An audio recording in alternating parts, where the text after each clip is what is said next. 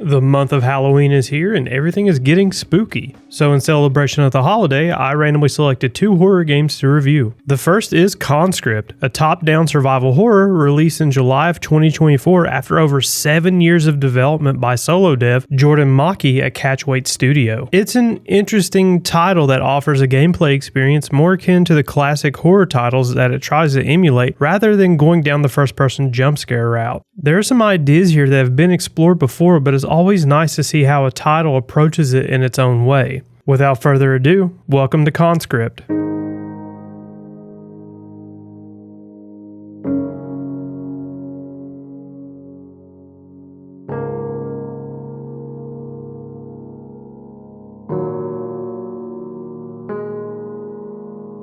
You play as Andre, a soldier in the French army fighting the German offensive at the Battle of Verdun in World War I, a battle that lasted for 302 days, resulting in over 700,000 casualties, of which 300,000 of those casualties resulted in death. If you can't tell by the premise alone, this title is more focused around the actual horror that is war and the human cost associated with it. There aren't any fantastical monsters or otherworldly threats. It's the suffering and the actual cost of war that's really frightening here. Andre is on a personal mission to ensure that he and his brother, Pierre, who is stationed at Fort Seville just a few hundred meters uphill, both make it out of the war alive. Andre gets word that the Germans are making a push to take Fort Seville and is ordered to join the fight. While on your way, you find Pierre injured lying on the floor and set him aside to rest while you go kill Krauts.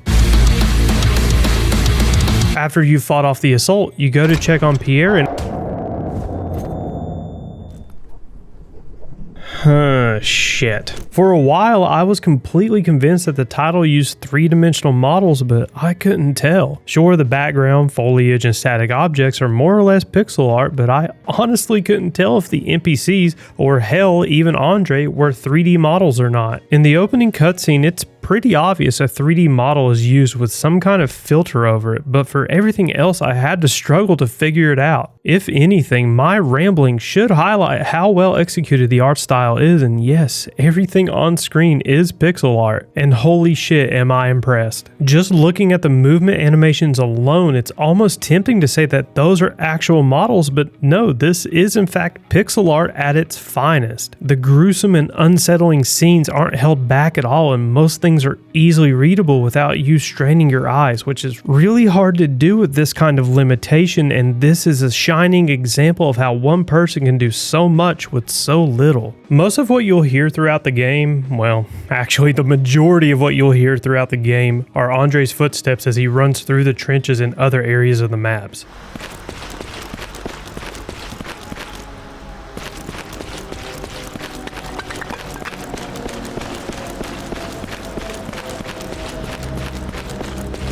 The thing that keeps the repetitive sound a bit interesting is that it's not only going from one room to the next room or area that changes the sound, but it's the varying surfaces that he steps on in those areas, like artillery shells or mud. It's the little details that add just a bit more to the experience, like when you're in the trenches and there's gunfire in the distance or the sounds of Andre in a gas mask.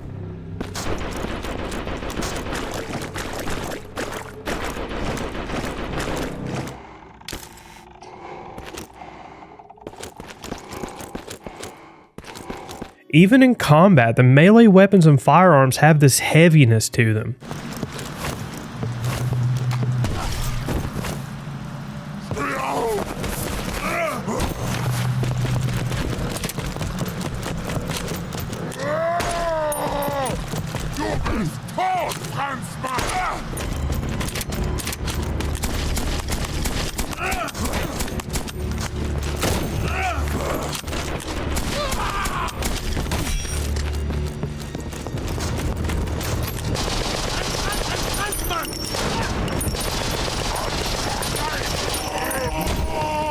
Overall, it's great sound design and can easily immerse you into the experience. Most of the music is slow and somber, conveying this feeling of sadness and despair, which appropriately reminds me of Warning at times.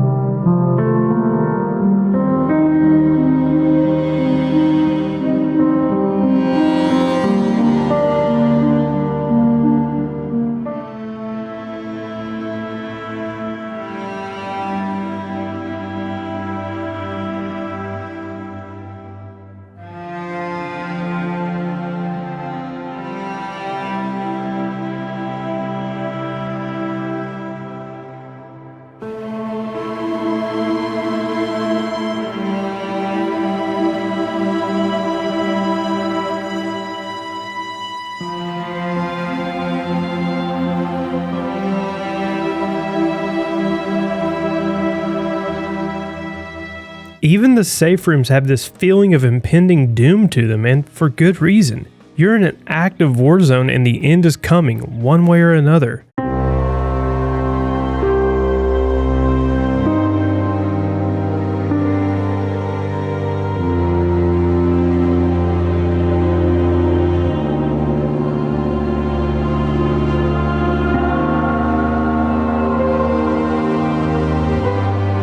Then you also run into your more traditional horror tracks that are tense, but don't expect too many of those since that's not what the overall score is aiming for.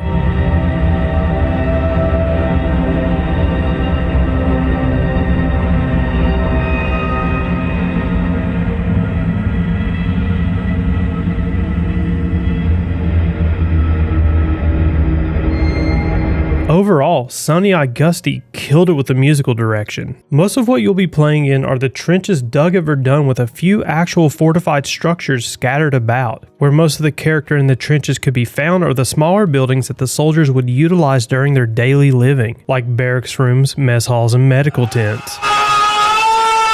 Now that doesn't mean you're only isolated strictly to the trenches. As you progress through the game, you are reminded of the true costs of war, seeing farms, livestock, and a whole town decimated by the fighting. What hammers this horror home is that there are a few bits of lore that add to the life that once existed in these areas. Again, small touches that add so much to the experience. There's also a bit of interactivity with these maps, but nothing crazy. The first being these rubble piles that may block progress or block access to a room or building. You have to find artillery pieces with a corresponding shell to fire at said rubble piles or break them open to get your sick loot drops. A new hand touches. Secondly, there are areas around the trenches where Germans have cut open the barbed wire fences. This allows them to respawn in parts of the map you've already cleared. If you find or buy some replacement wire, you can fix the fence and they won't be able to respawn. And finally, we gotta talk about the fucking rats. Rats, we are the rats. During World War I, an unforeseen problem that quickly spun out of control was the rat problem.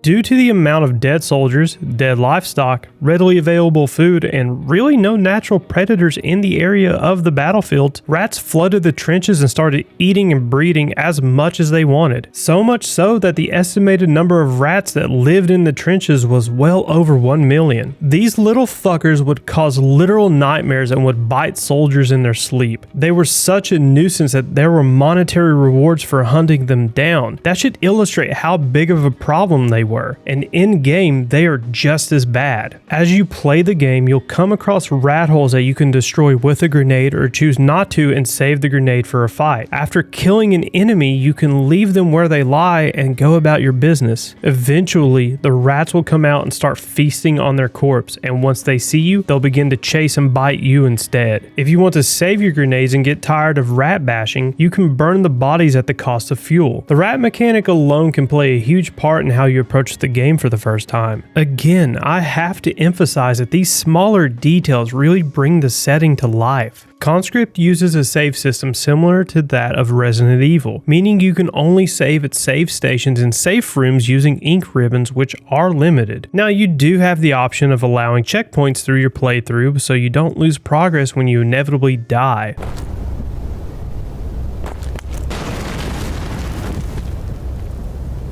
If you're smart about how you use them though, you shouldn't have to worry about losing a ton of progress. I chose to turn off the checkpoint system, and it's safe to say that you really don't need it. Especially if you're here for the classic survival horror feeling of making sure your items will last you until you reach the next safe room. There are 4 difficulties and you can pretty much guess what they are. Training is easy, Recruit is medium, Soldier, which is recommended for a first time playthrough, and Veteran. These mainly affect damage received, how plentiful resources are, and how fast enemies detect you. I played on Soldier for the review playthrough and it was fairly challenging. Like most horror games, Conscript does have a stealth system, kind of. Enemies can detect you, but only if they see you. There's no reason to be quiet because with the amount of gunfire and artillery being shot, everybody's gone deaf. You can use little hidey holes to hide from them, which can affect the ending, but you'll likely go into speedrunner mode and just avoid enemies when you can because they're honestly a waste of resources. When you do decide to engage them, sometimes you can pull off some pretty baffling things.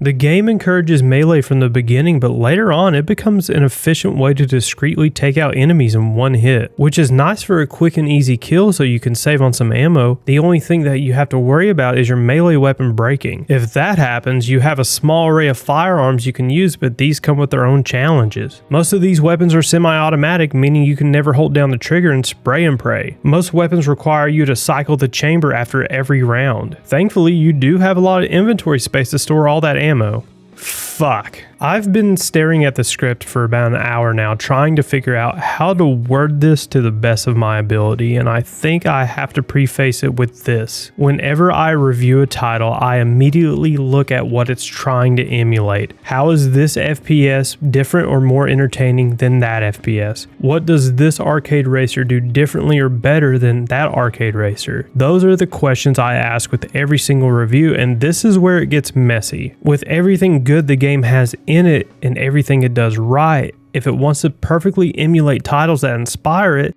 it also has to have the bad in it, including the things that lessen an enjoyable experience for a more accurate experience. Nothing highlights an accurate but terrible experience more than the inventory system. As you can probably tell from the footage, you're extremely limited on what you can carry, and the ammunition is one of very few items that stack. That means you'll be making a lot of trips to the safe room to dump either extra ammo or tools to make more room for yourself so you can keep being a loot goblin. This problem truly manifests itself when you need key items to progress, but you don't have enough inventory slots to carry everything you might need to get to the next area. So what ends up happening is while you're getting your sick loot drops, you'll run into a door that needs a key or a pry bar that you just don't have on you. So you go all the way back to the safe room to get the pry bar or key, go all the way back to the door, open it, and find out it's filled with gas. If your gas mask is in your storage, you have to go all the way back and get your gas mask, then go all the way back again so you can search the room to find out that you need your flashlight in order to see. So you go back to the safe room again, grab your flashlight, but the battery's almost dead. So you go to buy another battery, but your inventory is full. So you walk over to your storage to dump an item to make room for a battery so you can insert it into your flashlight. Now that you have a free inventory space, you can go all the way back with the flashlight, with the gas mask, and finally pick up a key that's used for one specific door. There's just too much goddamn backtracking. The amount of key items you might need on you at any given point in time is honestly frustrating, and I can see how this could make a few people quit the game outright. Because on a first playthrough, you're not going to know exactly what you need at any given moment. Sure, after discovering a door or a boarded up doorway, the map will save it. That way you can maybe plan out what items you might need, but the frustration of progress being halted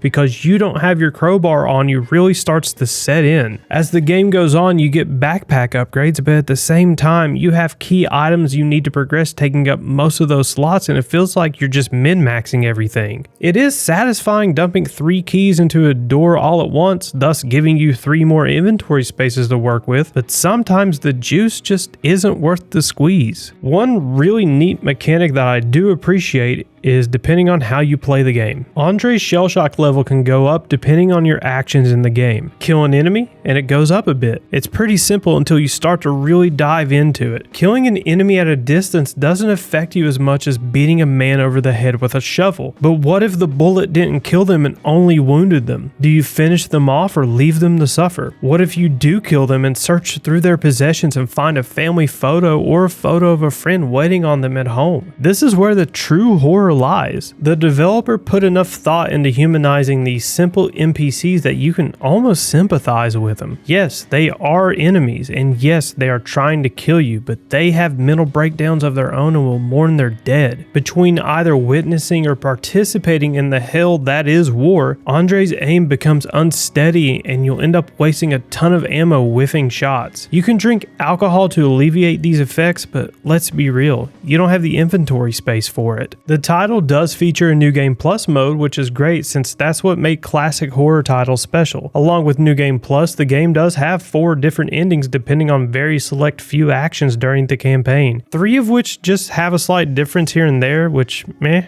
During my review playthrough, I had a viewer on Twitch guide me to the secret ending, which I honestly consider to be the canon ending. I hate to say this because it may spoil a few things for you, but I recommend using a guide to get this ending as well. Looking at the other endings, sure, they can make sense and be horrific in their own way. The secret ending has the most satisfying conclusion. There's also a few costumes that unlock under special conditions when you beat the game, so there is that. The title took roughly 11 hours to beat. Now mind you, this is only counting the time I actually made progress and managed to save before being obliterated, so that time is more likely to be 12.5 to 13 hours. So for a $20 title with a bit of replay value, that's not bad. But I feel like at times that length could have been shortened just a bit because by the time you make it to the latter chapters of the game, you'll likely just be done with it, only playing to see the end. An actual story could have helped with that, and we'll get to that in just a second, but I think it's slightly too long. Now granted, on your second or third playthrough, you'll likely know where key items are, so subsequent playthroughs may not take as long. But for a first time playthrough, it's just a bit too long. There was only one issue I ran into, and I think it's purely my fault. I was in the process of looting an item and doing a bit of inventory management, and I think I just put too many inputs in too fast all at once and it locked my controls. I wasn't able to do anything and I had to resort to Old Reliable. Again, I blame myself for this since I tend to miraculously pull it off for some of the titles I review. I'd like to say that there's a story to follow, but there's really not. Most of the story is presented in flashbacks of Andre and Pierre at their homestead before they were sent off to war. While you're in the trenches, there's not much going on other than an officer of some kind telling you to kill more Germans or hints you to the next area where you need to get to. I'd like to go in detail, but I simply can't because it's an A to B story with very few character interactions. I absolutely despise it every time I do it, but I'm not going to go over the beats of the story. Most of the despair, heartache, and world building is done by the actual environments rather than a bit of dialogue, so be sure to pay attention to the world around you. Now there is something I want to address here since it's one improvement I would make since it could do 2 things at once. At many points in the game, it's easy to get lost on what exactly you need to do or what your purpose in a particular area is. It would have been a benefit to let Andre have a few monologues here and there reflecting on the things he's done to other people. Maybe thinking of himself as a monster or trying to justify his actions as the game progresses because he has 0 character development. The human cost is front and center, but the one character that could have shown it off the most wasn't used. One thing I haven't mentioned yet is that you can complete the game without directly killing anyone. So conversely, when Andre has these monologues, it can be more focused on the things he's accomplished and what he thinks he might have to do next, thus rewarding the player for choosing the stealthy approach to situations. I can appreciate everything the title does, even if it is painful at times. It falls into this weird category of accomplishing what it set out to do, but the thing it's doing wasn't that enjoyable in the first place. Sure, you can say the titles that inspired it are classics to be revered, but for modern audiences to finish a title like this without pulling out a full-on guide is